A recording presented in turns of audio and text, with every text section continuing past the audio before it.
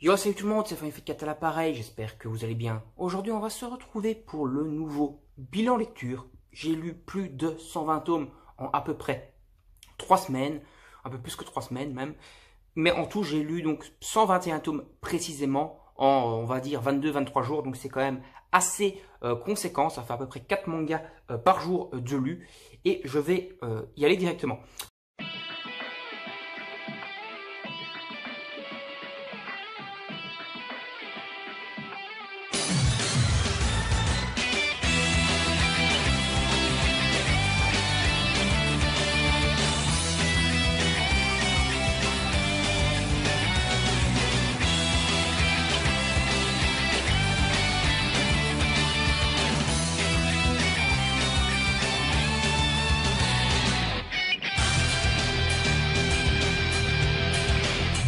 Donc il y a des mangas que j'ai. D'abord, n'hésitez pas comme d'habitude, bien sûr, à vous abonner à la chaîne pour ne rien manquer des prochaines vidéos et à activer la petite cloche pour avoir les notifications. À liker et partager la vidéo sur vos réseaux sociaux pour m'aider dans mon aventure YouTube. À laisser des commentaires, bien entendu. Et aller voir, checker la description pour voir le partenaire, l'Instagram, etc. Allez, je vais commencer d'abord par vous montrer un manga que j'ai déjà présenté dans la vidéo spéciale Kurokawa Top 5. On va aller assez vite dessus, j'en ai déjà parlé pas mal de ce manga, c'est Shinobi Gatakei. Du coup, pour organiser la vidéo 5 mangas sur Kana, je l'ai relu. C'est un manga de ninja, très cool, très stylé. Les combats sont badass, le dessin est super bien réalisé.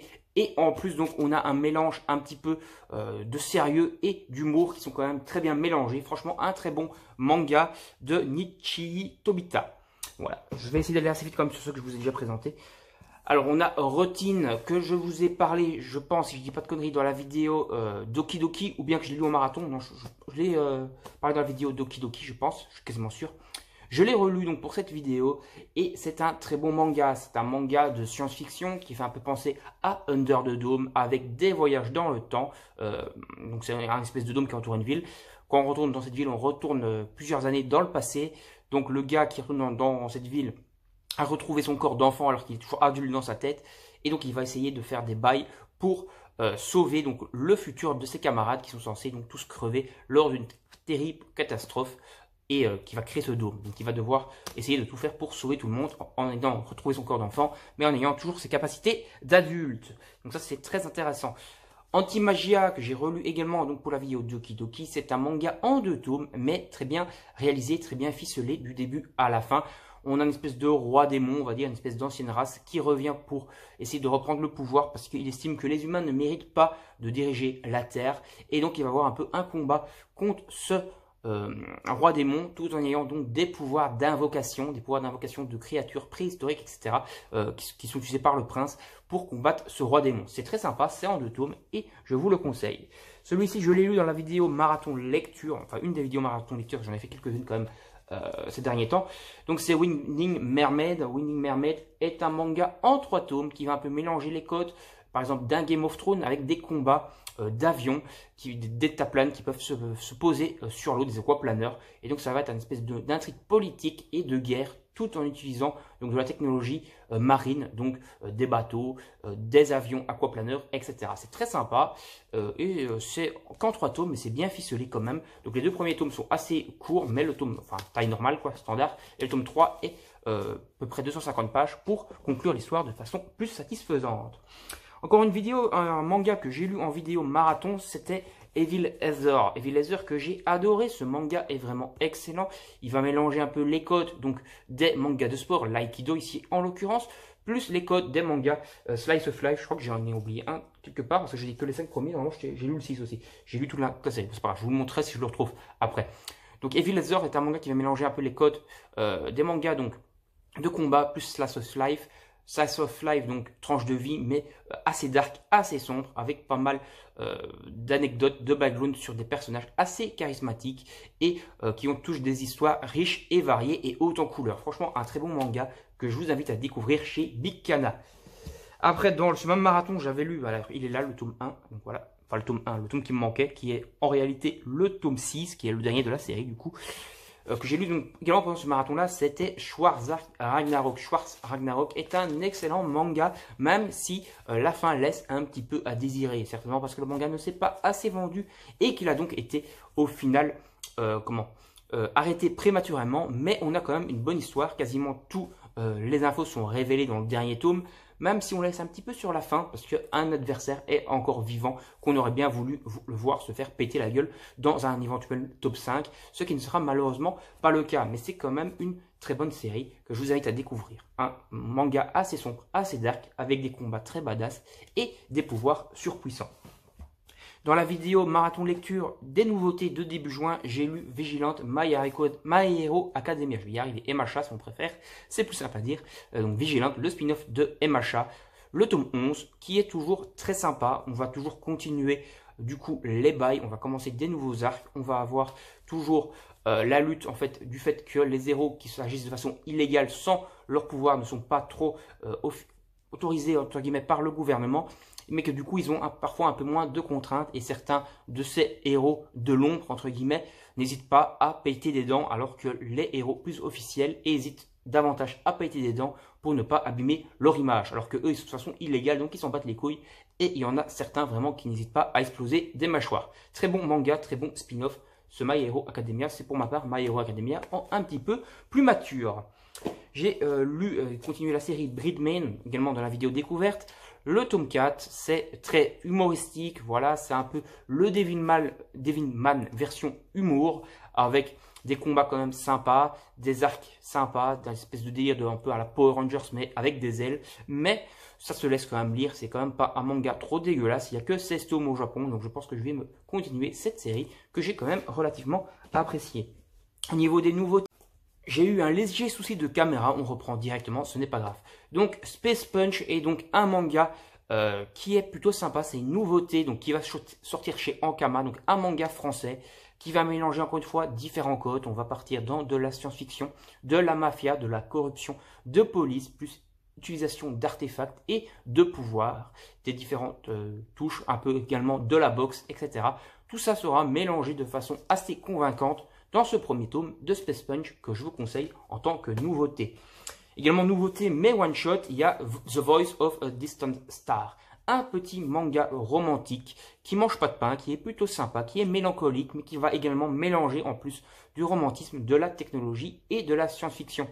Puisqu'en réalité, il va s'agir d'une relation à distance entre deux personnes, un qui est en mission dans l'espace et l'autre qui est resté sur Terre. Ils ont donc des millions de kilomètres d'écart entre eux, mais est-ce que leur amour triomphera malgré ces millions de kilomètres? Vous le saurez en lisant The Voice of Distant Star. Je ne vais pas trop vous spoiler parce que c'est qu'un one shot et franchement, c'est un très bon manga. Le dessin est excellent, surtout les pages couleurs que l'auteur arrive à réaliser dans ce manga. Je vais vous montrer dès le début du tome, comme ça ne spoil pas.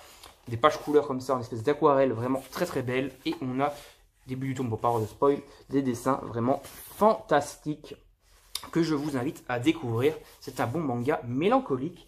Voilà, il faut un peu de douceur dans ce monde de brut, comme on dit. Bon, je vais vous montrer directement cette grosse pile, ça sera le plus simple, comme elle est juste à côté de moi. Et j'ai pas envie que ça se casse la gueule. C'est du One Piece. Et oui, comme vous le savez, j'avais recommencé à lire One Piece la dernière fois. Et donc j'ai continué. Donc j'ai lu du tome 35 à 49 et j'ai donc bouclé quasiment 3 arcs. Donc on va partir sur l'arc Water 7 avec les délires avec le Vokmeri, réparation du Vokmeri, etc. Tentative d'avoir un nouveau bateau. Donc le truc du chantier naval à Water 7. Puis on va partir donc dans les bails avec l'arc Robin. J'ai pas trop envie de vous spoiler, mais ça va les conduire à Ignace Lobby où il va avoir un énorme combat contre la marine, contre le Cipinaï, donc les Cipinaï qui sont un peu des élites de la marine, qui sont surpuissants. C'est là que Luffy va commencer à développer ses premières transformations, entre guillemets, parce que c'est pas vraiment que des transformations à ce niveau-là, les transformations évolueront plus tard, hein, les Gears, etc. Donc il va avoir les Gears 1 et 2 là en l'occurrence.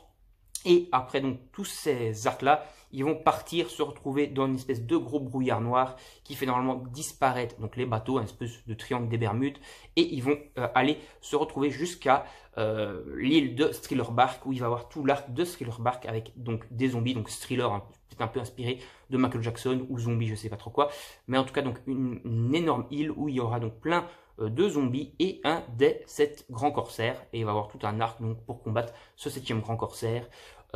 Des amis de Luffy vont se faire transformer en zombies, ils vont perdre leur âme, etc. Ça va être un sacré boxon et ils vont devoir tout faire pour réaliser, à s'en sortir de tout ça. Franchement, One Piece, c'est toujours très bon. Là, je suis réarrivé là où j'en étais arrivé dans l'anime, parce que dans l'anime, j'avais fini l'arc Thriller Bark et un petit peu après, mais c'était surtout de leur série après, Thriller Bark. Et donc, je suis à peu près là où j'en étais dans l'anime. Et donc, si je continue plus tard, même si je connais dans les grandes lignes, ça sera plus de la découverte pour moi, même si je connais quand même dans les grandes lignes. Mais peut-être que je vais faire une pause dans One Piece maintenant que j'ai quasiment bouffé 50 tomes et m'attaquer à une autre grosse série. Je pense que pour la prochaine bilan lecture, vous aurez du Bleach dans la vidéo. Allez, on continue. Donc ici, on a Rex Fabula. J'en ai également parlé j'en ai lu en vidéo marathon, lecture en direct. Rex Fabula est un très bon manga. Il est un petit peu court, ça aurait mérité un tome de plus. Parce que du coup, il y a une fin légèrement ouverte, même si la plupart des trucs ont été réglés. Il y a quand même une fin légèrement ouverte. Ça va être un peu un délire. On va traverser un miroir, un délire à la Alice au Pays des Merveilles. On va aller dans un monde magique, entre guillemets, où il y aura des pièges, où il y aura des adversaires, où chacun aura ses propres pouvoirs, etc.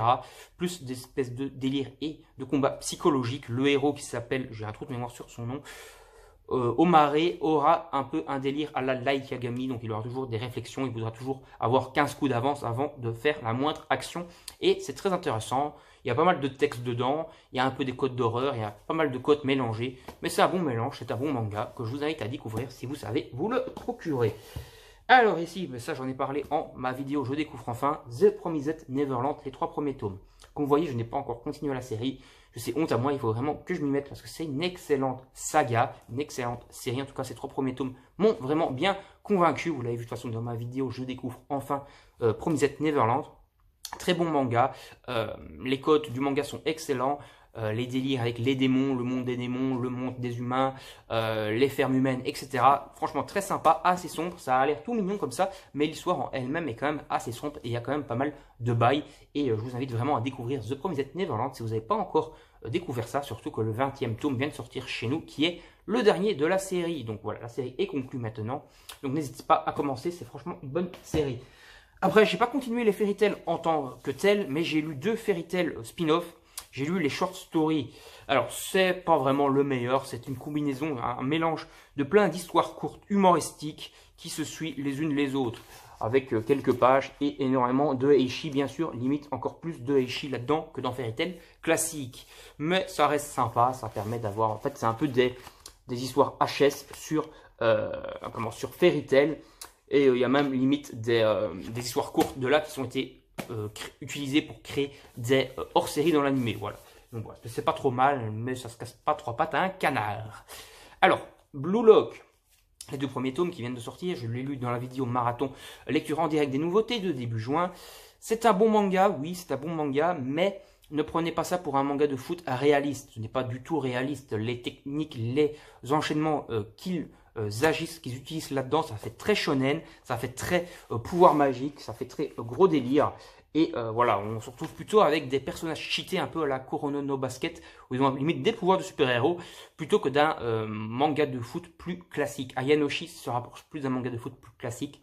Si vous voulez, le manga vient de sortir chez Mangetsu, Anayoshi. Donc si vous cherchez un manga de foot classique, prenez Ayanoshi. Même si j'ai pas encore lu, ça a l'air plus classique. Et ça, si vous cherchez un manga un peu plus what the fuck, avec un peu des pouvoirs et pas trop réaliste, sautez dessus, franchement vous allez adorer, c'est du bon shonen. Moi j'ai bien aimé quand même.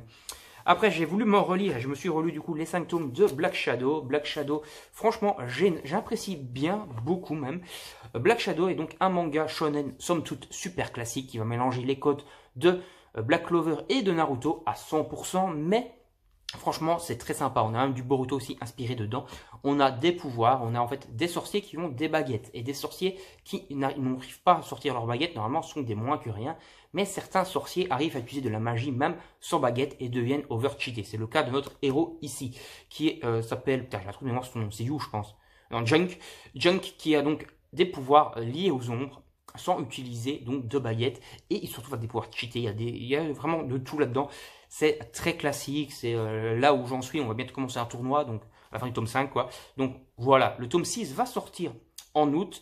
Il faut savoir que le manga, Pika a eu beaucoup de mal à pouvoir rééditer et recontinuer le manga, tout simplement parce qu'au Japon le manga a changé d'éditeur. Donc Pika a déjà dû, une première chose, renégocier avec l'éditeur, avec le nouvel éditeur, pour avoir des droits et tout. Ils ont gagné, ils ont pu avoir les droits du manga. Mais ce n'est pas tout parce que le nouvel éditeur au Japon le propose uniquement en dématérialisé, donc en numérique. Et donc Pika qui veut le proposer également en papier, comme ils ont commencé à le faire en papier, ils ont dû renégocier pour avoir le droit de le faire en papier. Finalement, ils ont gagné cause, donc on aura toujours la suite de Black Shadow chez nous à partir de août et le tome 7 vers novembre. Et surtout que l'arc, je disais, on commence un tournoi, oui et non, parce qu'en fait, on a un arc, on commence à parler du tournoi vers la fin du tome 4, mais il est voire dans le tome 4, mais il n'est pas encore lancé. On commence après sur un gros arc de combat de la ville qui se fait attaquer par des terroristes, on va dire. Et cet arc est fini en queue de poisson. Il n'est pas fini à la fin du tome 5. J'attends vraiment le tome 6. J'ai été voir quand même sur internet. Normalement, encore 2 chapitres pour finir cet arc. Ou 3 chapitres, parce qu'il y a un combat qui commence contre le méchant des terroristes. Là, ça promet d'être assez intéressant. Et franchement, c'est un beau manga. J'apprécie pas mal. Bon, j'ai lu Empress of Flame dans la vidéo marathon de lecture où j'avais lu beaucoup de Doki Doki. Parce que c'est lié donc à Classroom for Heroes. Mais en réalité, il s'agit du premier chapitre de Classroom for Heroes qui est plus développé. Mais ça revient sensiblement au même. Je vous en parlerai plus lorsque j'aurai Classroom for Heroes sous la main. Alors, Battle Rabbit, j'ai plus de voix. Battle Rabbit est donc un manga à la Bleach, avec un délire, donc avec des lapins, on va dire. Hein. Même si c'est pas vraiment des lapins, c'est des gars avec des pouvoirs, voilà, un peu comme des Shinigami dans Bleach, qui vont combattre des créatures qui ressemblent fortement à des holos. Et c'est en 4 tomes. C'est plutôt pas mal, j'en ai parlé dans ma vidéo Doki Doki, manga que je vous conseille. Il y a une fin au manga, même si on voit que le dernier tome, ça s'était pas été assez vendu, donc ils avaient dû un peu rusher pour finir. C'est fait par les auteurs de 07 Ghost ou un truc comme ça. Franchement, c'était pas mal. La fin est pas mal, mais il y a certains points qui mériteraient certains éclaircissements, même si dans l'ensemble, le manga, j'ai pris un bon plaisir à vous le lire et que je peux que vous le recommander. Bon, j'ai déposé ça là, parce qu'il y a des mangas partout autour de moi. Alors, grosse pile ici, il y a un manga que je n'ai pas sous la main parce que ma copine est occupée à le lire, mais bon, je vais vous montrer cela. Donc, c'est les 13 tomes de Death Note. Alors, vous allez me dire, pourquoi, espèce de con, tu ne les as pas lus dans la version Black, alors que tu la possèdes, ou relus plutôt, parce que je les connais déjà. Tout simplement parce que les mangas Death Note en version Black sont noirs, et que les traces de doigts restent assez fortement sur les couvertures noires. Et du coup, pour éviter d'abîmer mes beaux tomes, quand même, ils sont magnifiques, je trouve l'édition noire, bah, je préfère les relire dans l'édition normale, comme je la possède. Bon, je vais prendre le tome 13 dans la main, c'est pas grave. Donc, le tome 13, c'est un dictionnaire qui va donner plein de révélations sur Death Note. On a une histoire courte à la fin du tome 13 qui est la dernière histoire de Death Note Short Story. Donc Death Note Short Story, je ne l'ai pas sous la main parce que ma copine est occupée à le lire, mais je l'ai lu. On va dire les 150 premières pages, c'est à peu près de l'inédit, même si je les ai déjà eu sur internet, les 2 histoires de Short Story. Par contre, après on a du GAC, donc en 4 cases. Puis on a une petite histoire qui donne un peu le passé de elle en 5-6 pages qui peut être assez intéressante. Et après on a cette histoire-là, donc de fin, qu'on a déjà eu partout, qui a circulé déjà partout, et donc qui n'est pas spécialement très intéressante, parce qu'on la connaît. Voilà, donc ça c'est pour Toy Story. Short Story, pas Toy Story. Pour ce qui est de Death Note, en règle générale, pour ceux qui ne me connaissent pas, foncez dessus. J'ai pas envie de vous spoiler, mais c'est excellent. C'est un gars en toy shop, un Death Note. Je vous fais juste donc un carnet. Quand tu écris le nom de quelqu'un dans ce carnet, tu peux le tuer. Et puis, il va apprendre à maîtriser ce carnet pour pouvoir tuer de différentes façons. Et il va vouloir devenir le dieu d'un monde où il n'y aura pas de criminalité, essayer d'arrêter les guerres, etc. Voilà, je ne vais pas vous spoiler davantage, mais c'est excellent. Si vous connaissez toujours pas, si vous n'avez pas encore passé le cap, ce manga est excellent. Foncez dessus, il n'y a pas à hésiter. Et même pour ce qui est de l'anime, si vous préférez les animes, l'anime est excellent aussi en 37 épisodes. C'est super bon, ça suit très fidèlement le manga. Et même la VF n'est pas trop dégueulasse. Pour ceux qui n'aiment pas la VO, qui n'aiment pas lire les sous-titres, n'hésitez pas à le regarder en VF, ce n'est pas dégueulasse. Voilà, on va prendre ceci. Donc les 7 princes, c'est chez Doki Doki. Donc on a, je vous en ai déjà parlé aussi dans la vidéo spéciale Doki Doki, mais j'en reviens vite fait ici dessus. Donc dans ces 4 tomes-là, on a un espèce de gros labyrinthe où il va y avoir plein de pièges dedans. Et 7 princes qui sont envoyés enfermés dans ce labyrinthe vont devoir s'enfuir de ce labyrinthe tout simplement en évitant les pièges, en essayant de survivre, en faisant des alliances, etc. Voire des trahisons pour essayer de sortir. Puis, à la fin, après ce tome 7, il y a un roi. Je ne vais pas vous montrer sa tête du coup sur la couverture, parce que sinon vous allez être spoilé des 7 princes, normal. Donc il y a un roi qui a été désigné, et il y a du coup toute une intrigue politique à la Game of Thrones par un gars qui veut piquer le trône, qui veut piquer le pouvoir, qui fait toutes des intrigues pour essayer de renverser le nouveau souverain. Voilà, c'est ma foi très intéressant. Alors maintenant, on va passer à ça. Et putain, j'ai oublié de me... Je sais pas où j'ai foutu le tome 7. Bon, c'est pas grave, je vous montrerai après. Donc, Versus Earth, si je le retrouve. Versus Earth, c'est donc un excellent manga. On peut soulever dans le désordre. Je vais prendre le tome 1. Hop. En réalité, dans ce manga-là, on a la Terre qui veut éradiquer l'humanité. Parce que l'humanité pollue, l'humanité détruit la Terre. Et donc, la Terre en a marre, entre guillemets. Donc, je parle vraiment de la Terre, de la planète, quoi. On a marre des humains. Et donc, elle va créer des piliers appelés piliers profonds ou lave dans certaines circonstances qui vont sortir du sol pour éradiquer les humains. Ces piliers ensuite vont se développer de plus en plus parce que les humains essayent de résister et vont donc créer des technologies, ils vont parfois fusionner avec des humains, ce sera donc des humains fusionnés avec des piliers qui vont être pour la terre et pour les piliers et qui auront des pouvoirs super cheatés, plus une espèce de seigneur des piliers, tout le bordel. Franchement c'est très badass, c'est très intéressant, les combats sont hyper cool, il y a des retournements de situation partout, il y a des combats hyper stylés, il y a de l'action, il y a du gore à certains moments. Franchement, c'est très cool, c'est très shonen, même si je pense que c'est un shonen, vu que c'est quand même assez gore à certains moments. L'histoire est franchement très sympa et je peux que vous inviter de découvrir Versus Earth, qui est excellent. Après, on a ce manga-là que j'avais vite fait, que j'avais reçu, donc que j'ai pu lire en avant-première, entre guillemets. C'est Twilight Bond Anakuken qui sort donc le 30 juin normalement. C'est un manga très bon, très sympa, franchement, c'est un bon manga gag. Voilà. C'est un manga d'humour, il ne faut pas le prendre au sérieux à aucun moment. Il y a de l'humour dans tous les sens. C'est un peu l'esprit des toilettes, donc c'est un peu Mimi Jamir de Harry Potter, et qui va faire différentes bails dans le lycée, et pas mal d'humour, quelques petits retournements de situation par-ci par-là, mais dans l'ensemble, ça mange pas de pain, c'est pas très recherché, c'est surtout pour se marrer, et c'est quand même assez marrant. Donc si vous voulez un manga d'humour gag, n'hésitez pas à vous procurer Twilight Bond Hanako-kun, je pense ça super mal. Il est ici destiné à un très bon shonen en 4 tomes, donc j'avais lu dans la vidéo marathon de lecture Doki Doki, je pense, si je dis pas de conneries. Donc c'est du comment dire, c'est du shonen classique, c'est-à-dire qu'on va avoir donc un héros qui va choper des pouvoirs. Normalement, il est censé se transformer dans une espèce de démons qui sont des Gedo, des espèces de corbeaux noirs, des démons qui agissent la nuit pour tuer des gens, mais il va réussir à garder son humanité et utiliser comme des pouvoirs. Il va donc essayer d'aller renverser les Gedo, dont les différents Gedo plus puissants qui sont, et le roi des Gedo qui est donc un espèce, on va dire, de roi démon, vont donc devoir les renverser, parce que ces Gedo, ces rois démons, n'ont pas une tête de corbeau, ils ont des têtes plus humaines, ils ont aussi, donc un peu comme le héros, la possibilité d'avoir gardé leur corps humain tout en ayant eu les pouvoirs de Gedo. Ils ont développé leurs pouvoirs de façon énorme, capable de lancer des espèces de kamehameha, capable de détruire des villes et tout. Et on se retrouve donc dans des combats hyper stylés avec des démons, des rois démons, des affrontements, des trahisons, des retournements de situation. Franchement très cool en 4 tomes, avec un début, un milieu et une fin, même si ça aurait mérité de durer plus longtemps, parce que c'était franchement très plaisant à lire et je boude pas mon plaisir. C'était un excellent manga. Alors maintenant on passe à du Classroom Floor Heroes. Classroom Floor Heroes, en réalité c'est donc en fait, je vous spoil vite fait le début parce que c'est le premier chapitre, donc c'est pas trop grave. On a en fait le Brave qui est ici. Le Brave, c'est qui? C'est quoi? C'est tout simplement quelqu'un qui avait des pouvoirs hyper méga cheatés, qui a tué le Seigneur des démons, donc qui a vaincu en tout cas le Seigneur des démons.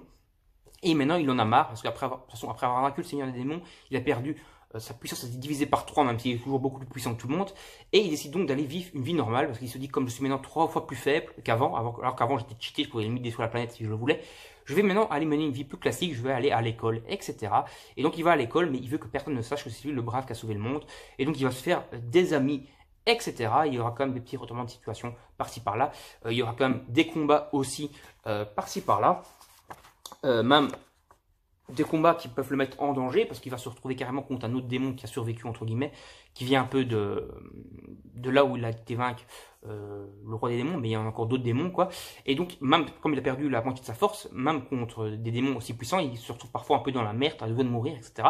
Donc il y a quand même des retournements de situation, des combats badass, beaucoup d'humour, énormément d'humour, ça, il faut le savoir. Beaucoup d'Aishi dans le premier tome, ça va, dans le deuxième tome, ça commence déjà à monter, dans le troisième, il y en a déjà plus, donc je pense que ça va aller de plus en plus. J'espère que ça va pas être trop abusé, parce que je lis le manga pour le scénar, pour les combats badass, pour le truc très shonen et tout. Mais c'est pas du Eishi, quoi. Je sais pas, c'est pas un Eishi à la base. Donc j'ai envie que ça reste quand même assez classique, assez heroic fantasy, assez combat, et qu'il n'y ait pas des nibards dans tous les sens, quoi. Bon, on va voir comment ça évolue. Mais pour l'instant, j'ai quand même pris un grand plaisir à lire ces 3 premiers tomes. Alors maintenant, on va passer à Shai. Donc Shai, j'ai tout mélangé, c'est pas grave. Donc les 4 tomes. Donc j'ai lu les 2 premiers tomes dans la vidéo, je découvre enfin Shai. Vous avez vu mon avis qui était assez mitigé. J'ai apprécié la série, mais je trouve que My Hero Academia est quand même au-dessus. Voilà, je comprends pas trop pourquoi on dit que c'est le nouveau My Hero Academia, parce que My Hero Academia est quand même largement au-dessus du game, même si ça reste très bon et très sympa, en tout cas avec les 2 premiers tomes. Mais j'ai quand même pris plus de plaisir sur le tome 3 et le tome 4, et donc je revois un peu mon avis. Déjà, je trouve que les dessins s'améliorent déjà un tout petit peu, mais on voit déjà une petite amélioration depuis le tome 1, donc on voit que l'auteur, il en veut. Les combats sont quand même assez sympas. Donc quelques planches, regardez, ça c'est magnifique. Et donc c'est quand même bien cool. Et voilà, et puis le délire un peu des espèces de trucs à la Parasite ou à la Shikabana, à la Tokyo Ghoul, qui créent des démons, des espèces de monstres humanoïdes pour aller attaquer les villageois, donc, où les héros doivent intervenir pour sauver les villes, etc. C'est quand même très intéressant, ça met quand même pas mal de sel, ça veut dire que n'importe qui pourrait devenir un ennemi potentiel, et ça c'est cool, parce que du coup tu sais jamais d'où peut venir le prochain adversaire, et ça c'est très bien, c'est très original, et j'ai bien apprécié ma lecture de Shai. Allez, maintenant on va passer encore à du manga Kurokawa que j'avais lu pour la vidéo Kurokawa, en Chris One Wolf par Seishi Kishimoto, le frère jumeau de Masashi Kishimoto. Masashi Kishimoto, auteur de Naruto, son frère jumeau, auteur de plein de mangas aussi. Donc Chris One Wolf, c'est quoi? C'est un délire, comme je vous disais un petit peu, comme je vous l'expliquais dans la vidéo, Petit Chaperon Rouge et loup. Et les loups sont un peu des espèces de démons qui rentrent dans les rêves des gens pour les posséder, dévorer leurs rêves, on va dire. Et donc, Brigade de Petit Chaperon Rouge et du héros vont donc devoir rentrer dans l'esprit des gens endormis pour aller combattre ces loups à l'intérieur, ces démons, et il y aura des combats assez badass et des retournements de situation plutôt stylés. Donc un bon manga, Chris One Wolf, que je vous invite à découvrir. Et Seishi Kishimoto fait toujours de l'excellent dessin. On ne peut pas dire que c'est moche. Voilà, donc n'hésitez pas à vous le procurer si vous voulez, c'est un bon shonen. En parlant de shonen, et qui est pour ma part plus un shonen, comme je l'ai déjà dit dans ma vidéo également sur Kurokawa, c'est Sukedashi Night. Je l'avais lu il n'y a pas longtemps, je l'ai vite fait relu du coup pour la vidéo sur Kurokawa. Mais bon, c'est un shonen, c'est assez gore, assez sombre. On a donc un monde assez proche d'une autre, donc vers les années un peu avant 2030 maintenant. Mais ça, la loi qui régit ça est sortie en 2015, un truc comme ça.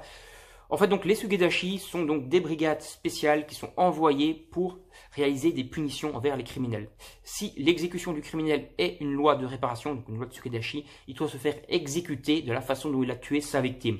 Donc, si par exemple il a tué quelqu'un en l'écrasant avec sa voiture, le Sugedashi va devoir aller ils vont dans une ville avec le criminel qui est fortifiée, qui est fermée, où personne n'habite à part, donc ils sont que eux deux dedans, je vais y arriver.